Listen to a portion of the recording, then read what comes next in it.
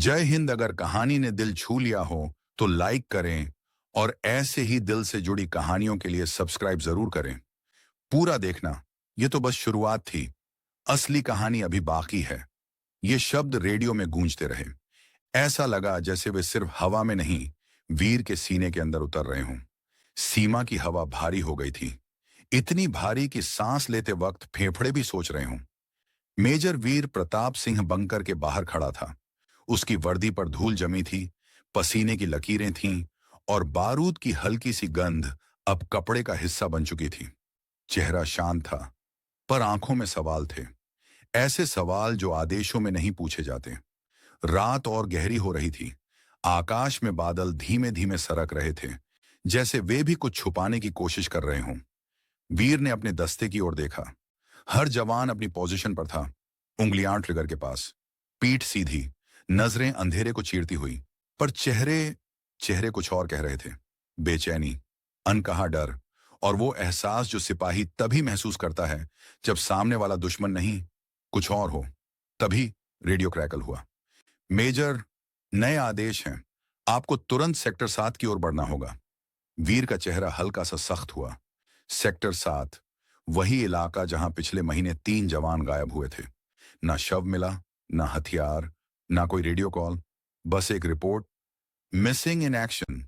वीर ने एक पल आंखें बंद की, फिर धीमी, कंट्रोल्ड आवाज में बोला, कॉपी, हम मूव कर रहे हैं। दस्ता आगे बढ़ा। सूखी घास पैरों के नीचे चरमराने लगी। हर कदम के साथ आवाज ज्यादा तेज लग रही थी, जैसे जमीन भी उनकी मौजूदगी से खुश नहीं थी। हवा में अजीब सी गंध थी, गीली मिट्टी, पुराना धुआं और कुछ ऐसा जिसका नाम डर नहीं, पर असर वही। कुछ दूर चलने के बाद वीर अचानक रुक गया। उसने हाथ उठाया। पूरा दस्ता एक ही पल में थम गया। जमीन पर कुछ चमक रहा था। वीर झुका। उसकी उंगलियां एक ठंडी धातु से टकराईं। उसने उसे उठाया। एक टूटा हुआ आर्मी बैज, वही डिजाइन, वही नंबर सीरीज, भारतीय सेना का। उस पर हल्का सा खून लगा था, पुराना नहीं, ज्यादा ताजा भी नहीं। पीछे से एक जवान धीरे से बोला, सर, ये हमारे ही किसी आदमी का लगता है। वीर ने बैज अपनी मुट्ठी में कस लिया। धातु उसकी हथेली में चुभ गई। पहली बार उसके चेहरे पर हल्की सी बेचैनी आई। उसी पल दूर अंधेरे में एक लाल बत्ती चमकी। बस एक सेकंड, और फिर बुझ गई। वीर ने तुरंत हाथ उठाया। पूरा दस्ता फिर से रुक गया। खामोशी इतनी गहरी हो गई कि हर सांस अलग अलग सुनाई दे रही थी। अचानक एक बहुत धीमी आवाज, जैसे कोई घिसटते हुए चल रहा हो। वीर ने राइफल तान ली। दस्ते के जवान चारों तरफ पोजीशन लेने लगे। अंधेरे से एक परछाई निकली, लड़खड़ाती हुई, कमजोर, टूटी सी, और फिर वह जमीन पर गिर पड़ा। वह एक घायल भारतीय जवान था। वीर दौड़कर पहुंचा, उसे पलटा। चेहरा पहचान में आ गया, पर हालत नहीं। खून सीने से बह रहा था, सांसें टूटी टूटी थीं। जवान की आवाज कांप रही थी, सर, वे लोग अंदर हैं। वीर का दिल जोर से धड़का। कौन लोग? साफ बोलो। जवान ने पूरी ताकत लगाई। जो हमें बताया गया था वह झूठ है। उसकी उंगलियां वीर की वर्दी पकड़ गईं।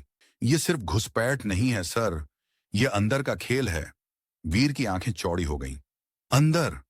कैसे अंदर? जवान ने आखिरी ताकत जुटाई। हमारे ही लोग शामिल हैं। उसका हाथ ढीला पड़ गया। उसी पल दूर कहीं तेज धमाका हुआ। धरती कांप उठी। आसमान में आग की लपटें एक पल के लिए चमकी। रेडियो फिर फटा। मेजर, आपको तुरंत वापस बुलाया जा रहा है। वीर चौंक गया।